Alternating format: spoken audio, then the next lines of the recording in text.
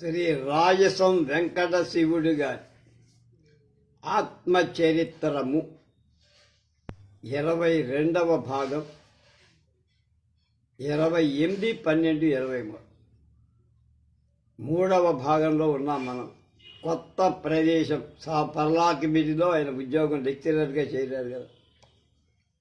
1902వ సంవత్సరం వేసవిలో కొన్ని రోజులు మా బావమరిది వెంకటరత్నం ఇంట్లో ఉన్నా.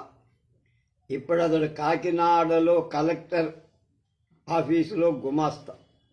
మా అప్పు త్వరలో తీర్చివేయటం మంచిది అని ఆయన చెప్పారు.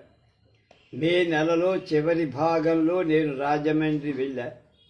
మా రాజమండ్రి నివేశ స్థలాలు అమ్మేసి రుణం తీర్చడం మంచిదని మా తమ్ముళ్ళకి చెప్పారు. ఈ విషయంలో పెద్ద తమ్ముడికి నాకు అభిప్రాయ భేదాలు కలిగాయి. ఈ సెలవుల్లో నేను చదివిన పుస్తకాలలో ఫ్రెంచ్ రచయిత రాసినటువంటి స్త్రీ రాజ్ఞి అనే పుస్తకం బాగుంది. నానా దేశపు స్త్రీల లక్షణాలు అతడు వర్ణించి తాను పరిణయం కాంక్షించిందో సుదతులందరి సౌందర్యాన్ని తాల్చిన స్త్రీ భూమి మీద అసంభవం కానుక తాను బహుభార్యాత్వానికి వడబడతానని చెప్పారు. దీనిలోండి తీసుకొని గ్యాబ్రియల్ సోదరి వృత్తాంతాన్ని జనానా పత్రికలో ప్రచురించారు. నేను పర్లాకిమిడి వచ్చేటప్పటికీ జనానా పత్రికకు నేను మా తమ్ముడు వెంకట్రామయ్య సంపాదకులుగా ఉన్నా. అది వరలో సత్య సంబద్ధినికి పత్రికాధిపతిగా ఉండిన హేతు కారణంతో అతడు మంచి వ్యాసాలు రాస్తూ ఈ పత్రికను రాజమండ్రిలో నడుపుతూ వచ్చాడు. ఆ సంవత్సరం మే నెల సంచిక మొదట ప్రచురించిన జానకమ్మ కథ వాడు రాసింది. 20 జూన్ నేను నా భార్య పల్లాకిమిడి బయలుదేరాను.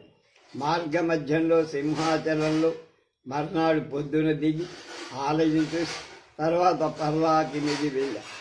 ఈసారి రాజవీధిలో కళాశాలకు దగ్గరలో ఉండే మేడ భాగాల్లో మేము ప్రవేశించాం. ఈ కొత్త ఇల్లు అన్ని రకాల అనుకూలంగా ఉంది. కళాశాలకు దగ్గరలో ఈ విశాలమైన ఇల్లులో ఉండటం మాకు ఎంతో హాయిగా ఎలాగో శ్రమపడి పొదుపుగా గదుపుగా త్వరలోనే రుణ విముక్తులం అవటానికి మా దంపతులు ఇద్దరు అనుకున్నాం. పర్లాకిమిడిలో ధాన్యం, కాయగూరలు, కట్టె పుల్లలు చాలా చౌక కనుక ఆ వెనకటి కంటే ఇప్పుడున్న చేత డబ్బు బాగానే మిగులుతుంది. నేను ఇప్పుడు జనానా పత్రికతో పాటు ఇతర పత్రికలకు వ్యాసాలు రాస్తున్నా. ఈ ఫిబ్రవరిలో చనిపోయిన మన్నవ బుచ్చయ్య పంతులు గారిని గురించి జనానా పత్రికలో కొంత ప్రస్తావించి సంఘ సంస్కరణి పత్రికకు ఒక ఆంగ్ల వ్యాసం రాశా. అది ఘాటుగా ఉంది. దీని గురించి చనిపోయిన మా తమ్ముడిని గురించి ప్రస్తావిస్తూ మిత్రుడు వెంకటరత్న నాయుడు గారు నాకు ఆ రోజుల్లో వ్రాసిన ఉత్తరం ఇందులో చూపిస్తున్నా. మహబూబ్ విద్యాలయం, సికింద్రాబాద్, 22/4/1902. భ్రాతృవల పరలోక ప్రాప్తి చెందిన సోదరుడి అకాల మరణం జీవించి ఉన్న మన బోండ్లకు హృదయ నిర్భేదక కొరగాని బ్రతుకు ప్రమిద అడుగు వరకు కాలు కత్తిలా వత్తిల మన చిరకాలం ఉంటుంది. పవిత్రాత్మలు మాత్రం ముందు వెళ్ళిపోతారు. ఇలా తలుచుకుంటేనే మనం కొంత ఉపశమనం పొందగలం. లేకపోతే లోకమంతా అయోమయంగా హృదయం తాప పరిపీతము. ఒక కంట నీరు విడుస్తూనే మనం నిశ్వాసాన్ని చాటుబాటు నడుపుతూ దైవం మీద భారం వేసి ధైర్యంగా పనులు నెరవేర్చుకోవాలి. మీకు లభించిన పరీక్షాధికారి పదవి తొలగిపోయిందని విన్నా. మీకు ఆరోగ్యం సరిగా ఉంటే దీనికై నాకంతగా విచారం లేదు. మీ జీవిత ధర్మం బాలురకు ప్రబోధం కలిగించడమే కానీ పరీక్షించటం కాదని మీరు ఓరడెళ్ళండి. మీకు కావలసిన శక్తి సౌభాగ్యాలు పరమేశ్వరుడు ఇవ్వుగాక. బుచ్చయ్య పంతులు గారి గురించి మీరు సంఘ సంస్కరణి పత్రికకు వ్రాసిన వ్యాసం మద్రాసు బ్రహ్మ సమాజికులలో కొందరికి కడుపు మంట కలిగించింది. కానీ మీ వ్రాత సత్య దూరం కాదని నా విశ్వాసం. ప్రేమాస్పదులైన వీరేశలింగం పంతులు గారి చరిత్ర మీరు శీఘ్రంగా ప్రచురిస్తామని విని సంతోషించారు. ఈ విషయం మీకు కావలసిన సహాయం సంతోషపూర్వకంగా చేస్తాను. వెంకటరత్నం నాయుడు. నేను మద్రాసు స్టాండర్డ్ పత్రికకు అనేకం రాశా. స్థానిక వార్తలు వ్రాయటం నాకు అభ్యాసం కాదు. గంజాం విశాఖపట్నంలోని వింతలు అనే శీర్షికతో అప్పుడప్పుడు నేను రాసే సంగతులు మిత్రుడు గిరుగు రామ్మూర్తి పంతులు గారు వినోదంగా చదివి నన్ను అభినందిస్తూ ఉండేవారు. గంజాం మండలం వారికి మనుషులందులో కంటే దున్నపోతులను పెంచడం ఎక్కువ శ్రద్ధని, చిన్న వెండి బేడ కాసులు ఆ ప్రాంతంలో చెల్లవని, కాళ్ళు కట్టించుకోవటానికి వాళ్ళకి అభ్యాసమని, ఓఢ్యులు రాత్రులలో ఒడలికి అంటే శరీరానికి నూనె రాసి పసుపు పూసుకొని తెల్లవారుజాముని చెరువులో స్నానం చేస్తారని పత్రికలో ఆనాడు విషయాలన్నీ రాస్తున్నాయి. అది బెంగాలీ పద్ధతి కూడా అలాగే ఉంటుంది.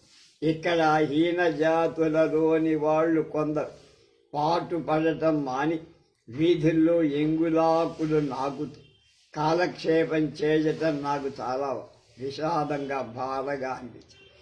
20వ తారీఖు జూలై ఆదివారం ప్రార్థన సమావేశంలో నేను సోమరితనం గురించి ధర్మ ప్రసంగం చేస్తూ ఇలాంటి సోమరుల నీచ కృత్యాలను గ్రహించి ఓఢ్ర సమాజంలో కూడా మాట్లాడటానికి నాకు ఆహ్వానం వచ్చింది.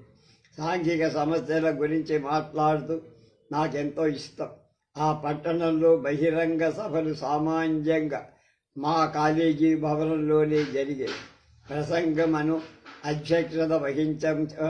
ప్రసంగం చెయ్యమను, అధ్యక్షుడిగా ఉండమను కోరుతూ ఉండేవాడు.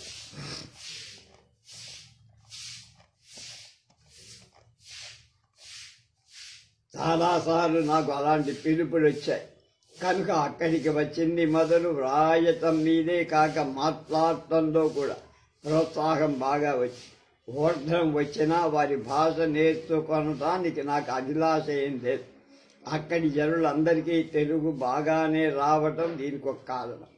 అన్ని దేశాలు తిరిగి ఆంధ్ర వ్యక్తి సామాన్యంగా కుమ్మర పురువుల అన్య భాషా పంక్తులమేమీ అంటించుకోకుండానే తిరుగుతుంది. ఈ పొరల్లోని బాలికా పాఠశాలను పరీక్షించటానికి ఇక్కడికి వచ్చిన గౌకన్యతో నేను పరిచయం చేసుకున్నా. ఆమె మంచి విద్యావతి. నా మీద జనానా పత్రిక పైన ఆమెకు సుహృద్భావం కలిగి సెప్టెంబర్లో నేను ఒకసారి గోదావరి జిల్లా వెళ్ళా. గోటేటి రామభద్రరాజు గారికి మేము మళ్ళా పత్రం రాసి ఇచ్చాం. కుటుంబంకి స్థానం తప్పించిన కానీ మా స్థితిగతులు చక్కబడవని మేము నమ్మాం. కనుక త్వరలో రాజమండ్రి నివేశన స్థలం అమ్మేసి కొత్తగా మనసు కోర్టు పెట్టిన భీమవరానికి మా తమ్ముడు వెంకట్రామయ్య వెళ్ళేటట్లుగా, తన చదువు తేలే వరకు కృష్ణయ్య ఒక్కడే రాజమండ్రిలో ఉండేటట్లుగా మేము ఏర్పాటు చేసుకున్నాం. మా తల్లి నాతో 2వ తేదీ సెప్టెంబర్ పర్లాకిమిడికి చూసి రావటానికి బయలుదేరింది. మర్నాడు మేము పర్లాకిమిడి చేరాం. టెక్కలి వాస్తవ్యుడు కళ్యాపాండా గారిని వైద్య శిఖామణి మా ముగ్గురికి మంది ఇవ్వటానికి సమ్మతించారు. నాకు జీతం సంవత్సరానికి 5 రూపాయల వృద్ధి మీద 120 రూపాయల వరకు ఏర్పాటయిందని సంతోషించాను. ఎన్ని సంవత్సరాలకైనా 100 రూపాయలు కాని బెదవాడ పాఠశాలలోని పని కంటే ఇక్కడి ఉద్యోగమే మేలు అని ఆనందించు. పరిస్థితుల్లో మార్పు. 20వ తేదీ సెప్టెంబర్ మా తమ్ముడి నుంచి వచ్చిన ఉత్తరంలో అత్తవారింట మా చిన్ని చెల్లెలు కామేశ్వరమ్మ జబ్బు పడిందని, మర్నాటి జాబు రోగి మరుపు చెరుపు మాటలాడుతోందని చెప్పి 24వ తేదీ వచ్చిన లేఖను బట్టి చెల్లెలు ఇంకా వ్యాధి పీడితగానే ఉందని తాను వెళ్ళిపోతానని మా తల్లి కట్టుబడి ఒక విద్యార్థిని ఆమెకు తోడిచి మర్నాటి రైలు మీద మా తల్లిని అట్లపాడు పంపా. తొందర పనుల చేత నేను వెళ్ళలేకపోయినా నా మనస్సు మా చెల్లెలి మీదనే ఉంది. కొద్ది నెలల కింద విధమే మేము మా ముద్దుల తమ్ముని కోల్పోయాం. ఇంతలో ఇంకొక ఉపద్రవం మమ్ము తరుముకొని రావటం నాకు భయం వేసింది. కొద్ది రోజుల్లోనే మా చెల్లెలికి వ్యాధి ప్రబలిందని తెలియటం చేత గోదావరి జిల్లాకు బయలుదేరి వెళ్ళి చూసేటప్పటికీ చాలా బలహీన స్థితిలో మా తల్లి, తమ్ముళ్ళు, కొందరు బంధువులు అట్లపాడు వచ్చి ఒక మంగలి వైద్యం చేస్తారు. ఎన్ని రోజులకు జ్వరం తగ్గదు. లంకణాలు కట్టడం వల్ల రోగి బలహీనమై మేము ఒక ఆలోచన చేశాం. మా తమ్ములకు పరిచయం గల పట్నాయక్ అనే ఓఢ్ర వైద్యుడు రాజమండ్రిలో ఉన్నాడు. అతడు మంచి సాధకుడని తెలిసింది. తమ్ముడు కృష్ణయ్యను అక్కడికి పంపి తీసుకెళ్ళి వచ్చాడు. ఆయన మంచి నాడీ నిదానం ఎరిగిన వైద్యుడు. జ్వరం దిగపోకుండటానికి ఆహారం చూస్తూ ఉండాలని ఆయన చెప్పి గోధుమ గంజి పోయించాడు. మందు మార్చేశాడు. కొన్ని రోజులకు జ్వరం తగ్గింది. అప్పటి నుండి మా చెల్లెల్ని మేము రాజమండ్రి తీసుకొని వచ్చాం. వైద్యుని ఔషధం వల్ల ఆమెకు దేహం ఆరోగ్యం కలిగి క్రమంగా బలం పుంజుకుంది. కొద్ది నెలల కిందట మా రాజమండ్రి నివేదన స్థలం ఒకటి అమ్మేశాం.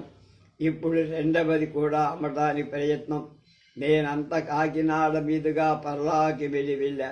మా అత్తగారు తమ కూతుర్ని చూడటానికి నాతో బయలుదేరి వైద్యుడి సలహాను అనుసరించి ఔషధ సేవకై నా భార్యను 10వ నవంబరున తల్లితో టెక్కలికి పంపేశాను. నేను కళాశాల భోజన వసతి గృహంలో మళ్ళా ప్రవేశించా.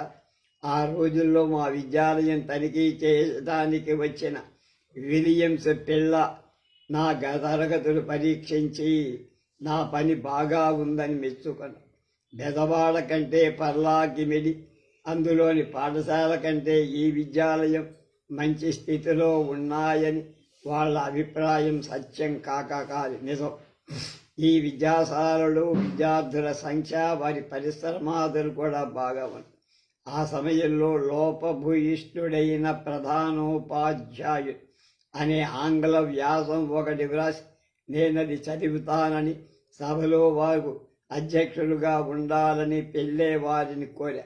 నా ఉపన్యాసం వ్యక్తి దూషణానికి ఇస్తుందని, అపోహలు కలుగుతాయని ఆయన వారించినందున నేను పత్రికకు పంపివేశాను.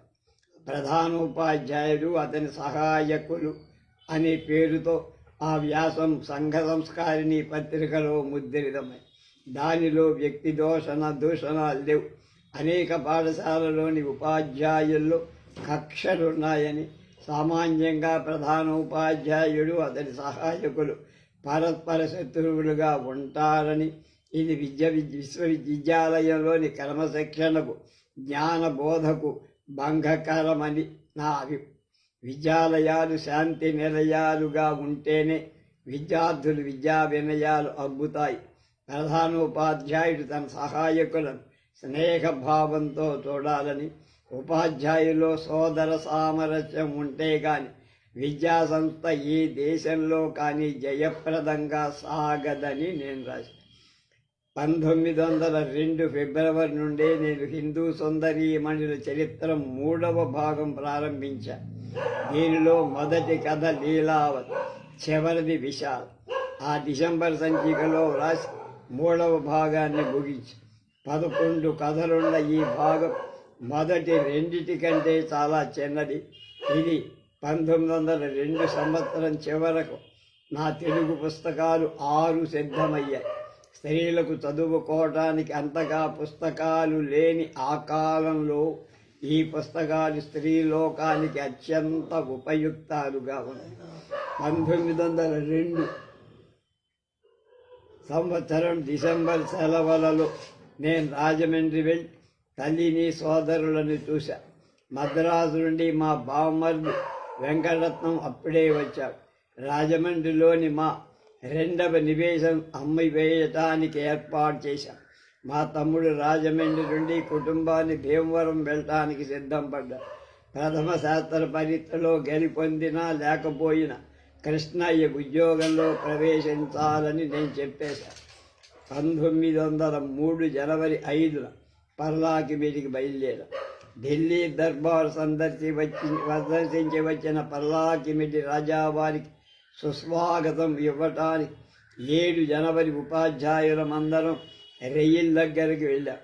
10న విజయ జనవరి కళాశాల ఆంధ్ర ఉపాధ్యాయులు మత్స వెంకటకవి గారు కీర్తిశేషులయ్యారు.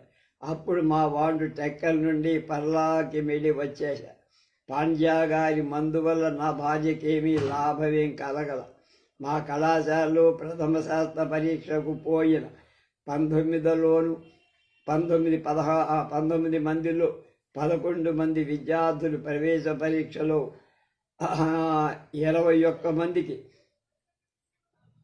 12 మంది విద్యార్థులు పాస్ అయినట్టుగా తెలిసి సంతోషం పొందాం. మా తమ్ముడు రాజమండ్రిలోని 2వ స్థలం అమ్మేసి కొంత అప్పు తీర్చేశాడు. ఇంకా కొంత అప్పు మిగిలే ఉంది. ఇది ఎలా తీరుతుందా అని ఆలోచించాం. ప్రథమ శాస్త్ర పరీక్షలో కృష్ణయ్య పాస్ అవ్వటం సంతోషం. బిఏ పరీక్ష అంటే ప్రథమ పరీక్ష అంటే ఎఫ్ఏ అన్నమాట. బిఏ పరీక్షకు తాను చదువుతానని అతడు రాశా కానీ ఇంకా చదువు విరమించి ఉద్యోగ ప్రయత్నం చెయ్యమని చెప్పారు. బోధక వృత్తిలో ప్రవేశించటానికి అతడు రాజమండ్రిలోని బోధనాభ్యసన కళాశాలలో ట్రైనింగ్ కాలేజీలో చేరాడు. 19వ తేదీ జనవరి రాజాగారి చెల్లెలైన జలాంతర రాణి చనిపోయారని తెలిసి విషాదం పొందారు. మర్నాడు ఉపాధ్యాయులమందరం కోటలోకి పోయి రాజాగారిని వారి సోదరిని పరామర్శించాం. మేము కింద నిలుచుండి పాన్పు మీద ఆసీనులైన రాజుగారిని సందర్శించాం.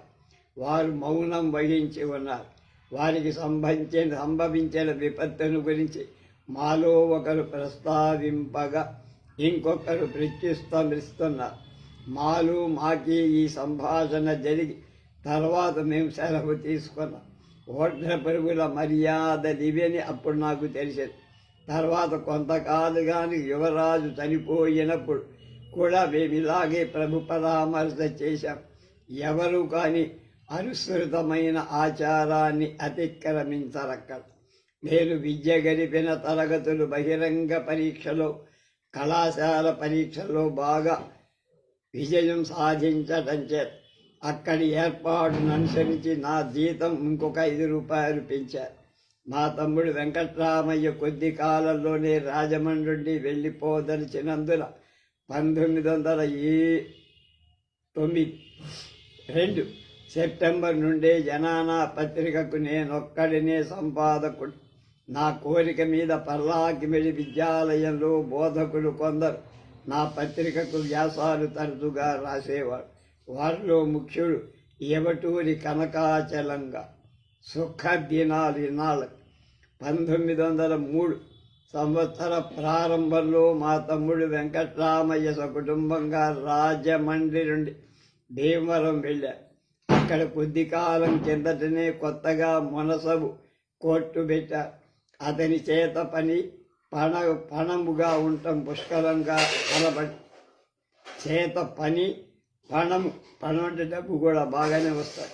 ఆ వేసవి కాలంలో నేను మా తమ్ముడు తణుకు తాలూకా వెళ్ళి అక్కడ మిగిలి ఉన్న భూములు రేలంగి ఇల్లు అమ్మేసి గోటేటి రాజు గారి అప్పు తీర్చేశాం. ఆస్తంతా విక్రయించి వేసిన 3000 రూపాయల అప్పు ఇంకా మిగిలే ఉంది. ఆ వేసవి నాకు ఇంకొక చిన్న ఉద్యోగం దొరికింది. పర్లాకిమిడి కళాశాలలో విద్య నేర్చుకోవటానికై విశాఖపట్నం మండలంలోని పార్వతీపురం నుండి బెల్గాం మైనర్ జమీందారు గారు 2 తమ తల్లిగారితో కూడా పర్లాకిమిడి వచ్చారు. ఆ జమీందారుకు సంరక్షకునిగా ఉపాధ్యాయుడిగా నెలకు 20 రూపాయలు జీతం మీద దొరతనం వాళ్ళు నన్ను నియమించారు. నాకు ఈ కొత్త పదవి మొదట కష్టంగా కనిపించిన రాజకుమారుడు బుద్ధిమంతులు అవ్వటం చేత వారి జనని అయిన రాణి సోదరుడి వలె నన్ను భావించి మన్నించటం చేత నాకేమీ ఒత్తిడి కలగల. సత్పురుషులైన ఈ రాజకుమారుల సావాసం నాకు శ్రేయోదాయకమే అయ్యింది. వారిప్పుడు పెద్దవారులు సుగుణోపేతులై సంస్థానాన్ని కడు సమర్థతతో సొంతగా పరిపాలిస్తూ ప్రతిభావింతలవ్వటం నాకెంతో ఆనందంగా. నేను మా తమ్ముడు పట్టుబట్టి ఏడాది తిరగకుండానే రుణశేషాన్ని మొత్తం తీర్చేశా. నెలకు సుమారు 200 రూపాయలు వాడు, 100 నేను మా రాబడిలో మిగిల్చి అప్పంతా ఇచ్చేసి కృతకృత్యులమయ్యాం. అప్పు తీరిపోయిన నాటి నుండి మాకు శరం నుండి గొప్ప తలభారం తగ్గిపోయి, అంతకు పూర్వం కష్టభూయిష్టంగా తోచిన లోకయాత్ర సుఖప్రదం, ధర్మ నిర్వహణానికి అనుకూలమై ఇప్పుడు మా కుటుంబానికి బాధాకరాలైన రుణాలే కాక విశేష వ్యయం కూడా లేదు. 1903 సంవత్సరం చివర కృష్ణమూర్తి ట్రైనింగ్ కళాశాల విడి ఎలకమర్తి లక్ష్మీనరసింహం గారి భీమవరంలో కొత్తగా స్థాపించిన విద్యాలయంలో బోధకుడయ్యాడు. ఇలా మా సోదరులం ఎవ్వరి కుటుంబం వాడు జరుపుకుంటూ సమర్థత పొంది కాలక్రమంగా ధనాన్ని భూవసతిని సంపాదించుకోగలిగా. నేను పర్లాకిమిడిలో గడిపిన రోజులు నా జీవితంలో చాలా సుఖప్రదమైన రోజులని చెప్పాలి. పాత బాధలు మర్చిపోయి కొత్త ప్రదేశంలో మంచి ఉద్యోగం పొందిన నాకు మనస్సులో నూతన ఆశయాలు కలిగాయి. అప్పుడు నా వయస్సు 32-34 సంవత్సరాల మధ్య.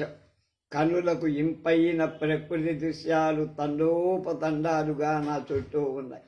కాలు సాగునట్టుగా నేనెంత దూరమైన షికారు వెళ్ళగా రమ్యాలైన పొదలు, చెట్లు, మధుర ఋతాలు అంటే కూతలు, పక్షుల కూతలు చేసే వివిధ జాతుల పక్షులు ప్రతిదినం నాకు కనపడే సామాన్య దృశ్యాలు. చుట్టూ ఉండే వాళ్ళందరూ నాలాగానే ఆంధ్రుడు కాక భిన్న భాషాచారాలతో ఉన్న ఊర్ధ్వజనం. వీరు కాక పర్వత ప్రాంతాల నుండి కూరగాయలు, కట్టె పుల్లలు అమ్మటానికి వచ్చేటువంటి సవరవాండ్ర అమాయక ప్రవర్తనం ఆశ్చర్యం కొడుపుతోంది. అలా అనేక కారణాల వల్ల నాకు ఈ ప్రదేశం నివాసం అత్యంత ఆనందదాయకమై, కానీ తాత్కాలిక ఆనందం ఒక్కటే నిరంతరం మన జీవితాన్ని నడిపేటువంటి శక్తి విశేషం కాదు. నాకిప్పుడు బాగా జరిగిపోతుండటం వాస్తవమే, కానీ ముందెప్పుడు నేను ఇలా మారుమూల దూరం ప్రదేశంలో చిన్న కళాశాలని అంటిపెట్టుకొని ఉండాలా? నా సోదరుడు బంధువులు ఉండే గోదావరి మండలాన్ని ఇక్కడికి 100 మైళ్ళ దూరంలో ఉంది కదా. సంవత్సరానికి 2-3 సార్లు నేను స్వస్థలానికి పోతే లంక మేత ఏటి ఈత అన్నట్టు నా సొమ్మంతా రైలు పాలు కావాల్సిందే కదా. ఇటీవల 2-3 సార్లు నేను అక్కడ మంజపు జ్వరం వల్ల బాధపడ్డాను. అంతేకాదు, నన్ను ఈ ప్రదేశం ఆకర్షించడానికి ఇది నా జన్మస్థలమా కాదు.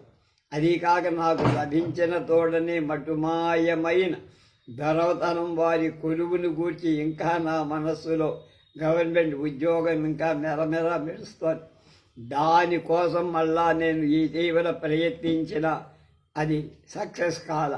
ఇలా ఉండగా ఒక విజయనగరపు మిత్రుడు అక్కడి మహారాజా వారి కాలేజీలో ఆంగ్ల ఉపన్యాసక పదవి ఖాళీ అయిందని ఒకనాడు నాకు చెప్పారు. విజయనగరం స్వదేశం కాకున్న పర్లాకిమిడి కంటే దాని దగ్గరే కదా.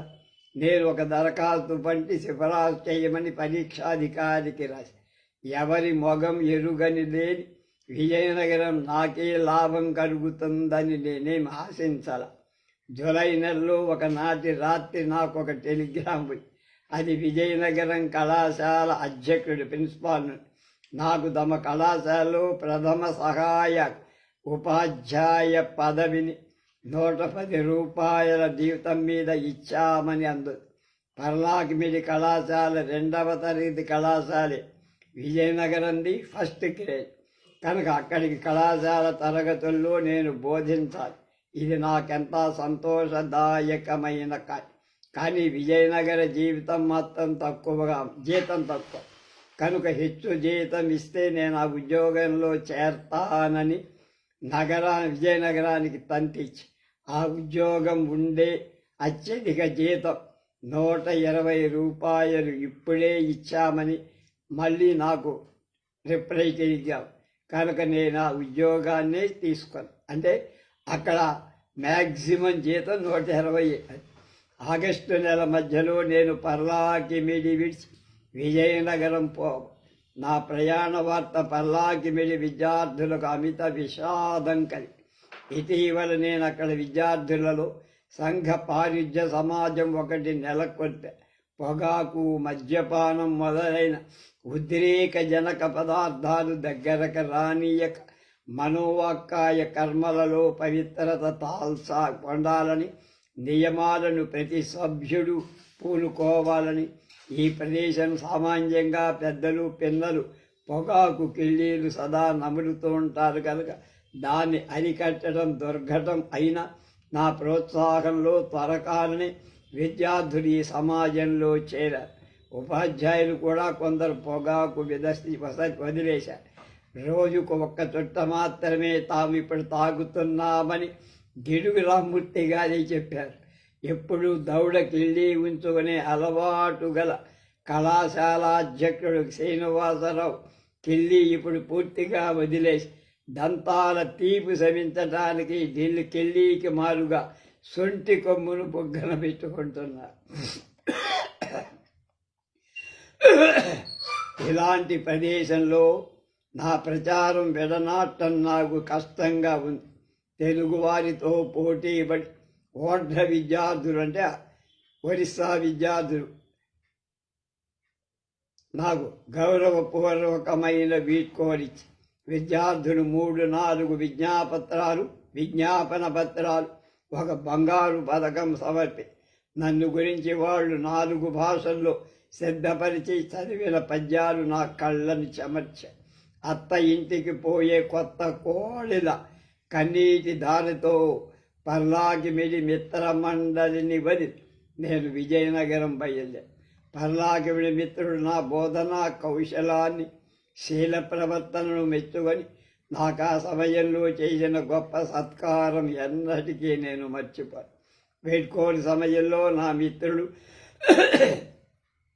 కళాశాల పండితుడు బంకుపల్లి మల్లయ్య శాస్త్రి గారు అద్భుతమైన పండితుడే. చదివిన పత్రాల్లో ఈ కింది పద్యం నా శీల వర్ణన విషయంలో అతిశయోక్తి అయ్యి నా ఆదర్శాలను బట్టి స్వభావోక్తి రుచిర అలంకార భూయిష్టామై నా లేత హృదయంలానికి అమిత ఆనందాన్ని కలిగి కటువగు మాటలెప్పుడు ముఖంబున వెల్వడ వెంచి చూడడు చక్కటి వ్యసనంబులందగులు గానము విద్యల ఎందె కాక వెంకటశివు జూచి నెచ్చుకనగాదగు కాలము వమ్ము సేయకుండుట దయా కోపమున్ తన కనుంగవనేయిత నిల్పెడుంతరి. జనానాపతి నాకు విజయనగరంలో ఉద్యోగం అవ్వడం నా మిత్రులకు సోదరులకు ఆశ్చర్యం, ప్రమోదం కూడా. దీనికి గురించి నా ప్రయత్నాల సంగతి వాళ్ళకేం తెలియకుండగానే ఈ ఉద్యోగమై నేను విజయనగరం వెళుతున్నానని వాళ్ళు విన్నారు. 14/8/1904 తేదీ మా తమ్ముడు కృష్ణమూర్తి రాసిన లేఖలో నీకు విజయనగరంలో ఉద్యోగమైందని వినటం మాకు చాలా ఆనందం పొందారు. ఇంత త్వరలో నీకు ఇలాంటి భాగ్యం కలుగుతుంది అని మేమెవరూ అనుకోవాలా. ఇప్పుడు నీకు గవర్నమెంట్ కొలువు సులభంగా వస్తుంది. క్షేమంగా నీవి పాటి విజయనగరం ప్రవేశమయ్యావని అనుకుంటా అని ఆ నెల 10వ తేదీన వెంకటరామయ్య ఇలా రాశారు. నువ్వు 8వ తేదీ ఉత్తరం మమ్మల్ని అందరినీ ఆశ్చర్యం చేసింది. మహారాజా వారి కాలేజీలో నీకు ఉద్యోగం లభించినందుకు మేమందరం చాలా సంతోషపడుతున్నాం. ఈ మార్పు రెండు విధాలుగా మంచి. నువ్వు 100 మైళ్ళ దగ్గర పడ్డావు. నీకున్నత పదవి లభించి లాభంతో పాటు నీ బాధ్యత పెరుగుతుంది. బిఏ తరగతులకు తర్కం, ఎఫ్ఏకు ఆంగ్లం చెప్పడం సులభం కాదు. నా ప్రియ గురువులైన స్కాట్ దొరగారు నీకు విజయనగర ఉద్యోగమైనందుకు నాకెంతో సంతోషం. ఉన్నత పాఠశాలలో 2వ తరగతి కళాశాలలో గల నానా రీతుల పని కట్టి 1వ తరగతి కళాశాలలో పని సంతోషం. నీ పనిలో చాలా భాగం బిఏ తరగతులతోనే ఉందనుకుంటా. నీ ఉపన్యాసాలు సిద్ధం చేసుకోవడానికి మొదట కొంచెం ప్రయాసమైన దారిన పడితే నీకంతా చాలా తేలిక. విజయనగరం కళాశాల స్థిర సంస్థ. నీ పని తృప్తికైతే కాలక్రమంలో నువ్వు ఆ కళాశాల ప్రిన్సిపాల్ అవుతావు. కనుక నీకు దొరతనం వారి కొలువు లేకపోయినా నీ భవిష్యత్తుకి ఏమీ ఇబ్బంది లేదు అని రాసి. జనానా పత్రిక ప్రచురణ విషయమం కూడా నాకు వెనకటి కంటే ఎక్కువ సదుపాయం కదా. నేను విజయనగరం వచ్చిన మర్నాటి నెలలే వీరేశలింగం గారు జనానా పత్రికాధిపతులతో ఒకరయ్యారు. ఆయన ఇటీవలే ప్రభుత్వం వారి కొలువు నుండి విశ్రాంతి తీసుకురా నాతో కలిసి స్త్రీ విద్యాభివృద్ధికై ఏర్పడిన జనానా పత్రికకు సంపాదకుడిగా ఉంటానని ఆయన చెప్పినందుకు నాకెంతో సంతోషం. కనుక 1904 సంవత్సరం సెప్టెంబర్ నుండి జనానా పత్రిక ఇద్దరం సంపాదకులుగా అయ్యాం. ఆయన ఆలోచనలు అనుసరించి పత్రిక చందా ₹2 నుండి రూపాయికే తగ్గించి ఇప్పుడు ఆయన భౌతిక భూగోళ శాస్త్ర సంగ్రహం, విదేశీ నారీమణుల చరిత్రలు జనానా పత్రికలో ప్రచురించడం మొదలుపెట్టి పత్రిక ఎంతో శోభామాయమానంగా వస్తోంది. కానీ లింగం గారి కలం కలకసనాల మీదకి పరిగెత్తుతూ ఉండే. మా ఇద్దరికి సంపాదకత్వం పత్రిక వెలువడ ప్రారంభించిన 2వ నెలలోనే సావిత్రి సత్యవతి సంభాషణం అనే స్త్రీ విద్యను గురించి ప్రకటన ఒకటి వారు రాశారు. దానిలో స్త్రీ విద్యా వ్యాపనం గురించి ఇటీవల బయలుదేరబడిన సావిత్రి హిందూ సుందరులోని పాత్ర రాతల గురించి ఆక్షేపణ కూడా ఉంది. స్త్రీల పేరు పెట్టుకొని పురుషులు పత్రికలో వ్రాయటం అసంబసమని అనుభవం. ఈ విషయమై 2-3 సార్లు నేను నా పత్రికలో మొరబెట్టా కూడా. కానీ ఈ మారు ప్రకటన రూపంలో బయలుదేరిన పంతులు గారి తీవ్ర ఖండానికి కోపించి ఆ పత్రికలోని రచయితలు ప్రత్యుత్తరాలు ఇవ్వటం ప్రారంభించి తోడి పత్రికలతో వివాదాలు పెట్టుకోవడం నా పద్ధతి కాదు. సామ మార్గంలోనే నా కార్యాలు చక్కబెడుతూ వచ్చా.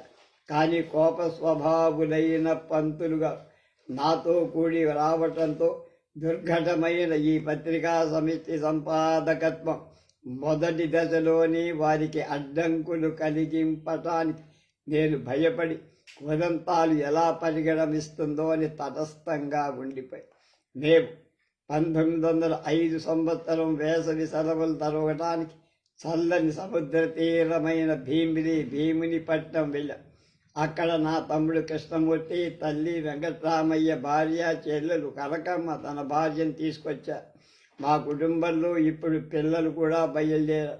వెంకట్రామయ్య కుమారులిద్దరు, కనకమ్మ పుత్రికలిద్దరు, కృష్ణమూర్తి కుమార్తె ఇప్పుడు మాతో ఉన్నారు. భీమునిపట్టణం మిగుల రమ్యమైన చిన్నపురం. 2 పట్టణాల నుండి సముద్రం ఉంది. సాయంకాలంలో మేమందరం కలిసి సముద్ర తీరంలో షికారు చేస్తూ ఉండేవారు. మాలాగా ఆ చల్లని ప్రదేశం గడపడానికి అక్కడ చాలామంది విజయనగర కళాశాల అధ్యక్షులైన రామానుజాచార్యులు గారు తమ 2వ కుమార్తెతో నడిచి రావడం మాకు నిత్యం ఎదురుపడటం జరిగేది. కొందరి మిత్రుల ప్రోత్సాహం భీమునిపట్నంలో జరిగిన బహిరంగ సభలో విద్యా వ్యాపనాన్ని గురించి నేను ఒక ఉపన్యాసం చేశా. రామానుజాచార్యుల వారు అధ్యక్షులుగా ఉండి నా అభిప్రాయాన్ని సమర్థించారు. ఆ సంవత్సరం డిసెంబర్లో నేను రాజమండ్రి వెళ్ళి అక్కడ నివాసం ఏర్పరచుకున్న వీరేశలింగం పంతులు గారిని చూసి వారక్కడ నూతనంగా స్థాపించి జరుపుతుండ స్త్రీ విద్యాలయానికి జనానా తరగతులను చూసి సంతోషి వీటిని గురించి నానా పత్రికలలో వ్రాశాను. ఆ నెల 15వ తేదీన విదుషీయమని అబలా సచ్చరిత్రరత్నమాల గ్రంథకర్తి కొమర్రాజు లక్ష్మణరావు గారి అక్కగారైన బండారు అచ్చమాంబ గారు లోకాంతరగతులయ్యారు. ఆ నెల జనానా పత్రికలో ఆమెను గురించి కొద్దిగా రాసి మరుసటి నెలలో సచిత్ర వ్యాసం ఒకటి పంతులు గారు రాసి వీరేశలింగం పంతులు గారి రచనా సామర్థ్యం లోకవిదితం. అలాంటి ప్రతిభావంతులయ్యు ఒక్కొక్కప్పుడు చిన్న చిన్న సంగతుల మీదనే ఇతరులతో వాదానికి కాలు దువ్వుతాడని 1805 ఏప్రిల్ మే జనానా పత్రిక సంచికలో జనానా పత్రిక సావిత్రి అని శీర్షికతో మళ్ళా వెనకటి విషయాన్ని ప్రస్తావించి ఇలా రాశాడు. గత సంవత్సరం అక్టోబర్ జనానాలో పత్రికలో ప్రకటింపబడి సావిత్రి సత్యవతి సంభాషణంపై నవంబర్ డిసెంబర్ నెల సావిత్రి పత్రికలో కొన్ని ఉపాత్ర వ్రాతలు వ్రాయబడ్డాయి. అపాత్రపు అవివేకుల దూషణాలకు బదులు వ్రాయటం ఉచితం కాదని భావించి మేము ఆ వ్రాతలను ఉపేక్షించాం. దురభిమానులైన మా ప్రతిపక్షులకు అది మా అసమర్థతగా భావించి ఈ నెల ఆర్యమత బోధినులు మంజం వెంకట సుబ్బమ్మ గారిచ్చిన పత్రికకు వేసిన పందానికి మారు పలకజాలక పంతులు గారు తదరతులు గతించిన దాన్ని చింతిస్తూ ఊరకుండారు అని జయఘోష పెడుతున్నారు. ఆ జయాన్ని మీరే తీసుకోండి. ఈ విధంగా పంతులు గారు మళ్ళా కత్తి దూసి ప్రతిపక్షాలతో యుద్ధానికి సన్నద్ధులే. శాంతంగా పనులు చక్కబెట్టుకుంటూ పుత్రిక నెటిలో 12 ఏళ్ల వరకు పెంచిన నేను పంతులు గారి శౌర్య ఉద్ధతి వల్ల పత్రికకు ఎలాంటి కీడు వాటిల్లుతుందో అని భయపడే. ఈ కారణం వల్ల కాకపోయినా వేరొక కారణం చేత జనానా పత్రికా ప్రచురణకి ఇప్పుడు వ్యాఘాతం కలిగి శరీర స్వస్థత వల్ల విద్యాలయాది సంస్థల్లో నిమగ్నులై ఉండటం వల్ల పంతులు గారు జనానా పత్రికను 1905 సంవత్సరం జూలై నుండి తమ చింతామణి ముద్రాలయంలో ప్రచురించడానికి ఉపేక్షించారు. 6 నెలల వరకు పత్రిక జరగనే లేదు. 13వ సంపుటానికి 1-2 సంచికలు 1909 జనవరి ఫిబ్రవరి నెలలో వెనకటి మద్రాసు ఐఎస్బిఎన్ ముద్రాలయంలో నేనంత ముద్రింపించి అప్పటి నుండి నేనే జనానా పత్రిక నడిపా. పత్రికా ప్రకటనలో ఇంకొక సాయం కూడా నేను అపేక్షించ పత్రికకు ముప్పు వాటిల్లుతూనే ఉంది. ఎంత జాగ్రత్త.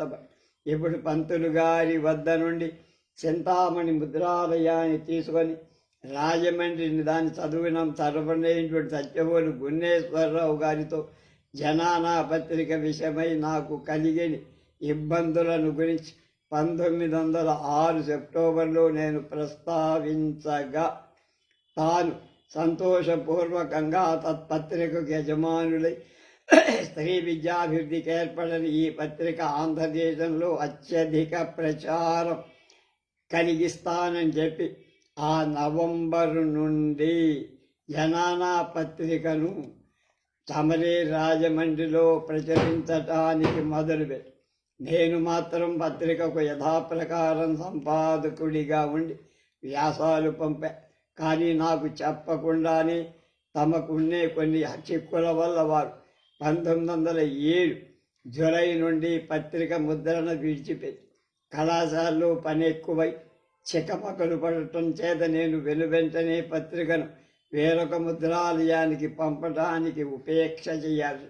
అప్పుడు కొద్ది మాసాలకు నేను రాజజయనగర్ నుండి సంసారం తరలించటం వల్ల జనానా పత్రిక ప్రచురణలో అంతటితో నిలిచిపోయింది. ఇలా 12 సంవత్సరాలు నా పోషణలో పెరిగిన ఆ పత్రిక 14వ ఏట అకాల మరణానికి లోనైందని పాపం బాధపడుతూ అన్నారు. రేపు ఆయన విజయనగర నివాస విశేషాలు చెప్తారు, విందాం. స్వస్తి.